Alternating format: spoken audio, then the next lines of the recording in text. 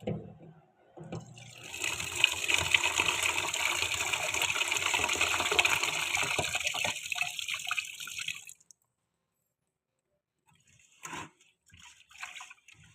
ีសាស្ត្រដាំបាយធ្វើឲ្យអង្ករបាយនឹងវាស្អាតវារលើបរលោងបាយឆ្ងាញ់អ្នកដាំបាយលក់អ្នកដាំបាយអីធ្វើដូចខ្ញុំនេះត្រូវ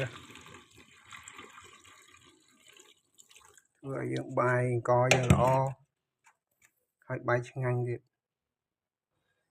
យើងលាងទឹកអង្ករលាយអីហើយយើងដាក់នេះច្បាច់ក្រូចឆ្មាចូលចឹងមក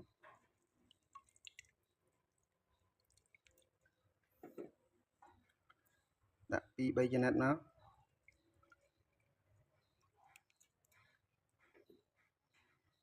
កូរវាឲ្យសព្វមកហើយដាំទៅអង្ករយើងស្អាតបាយយើងស្អាតអ្នកដាំលក់ត្រូវ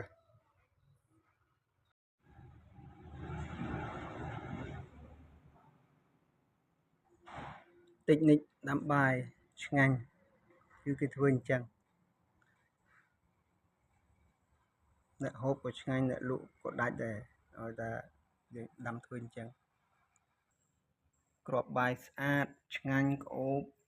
មានរសជាតិ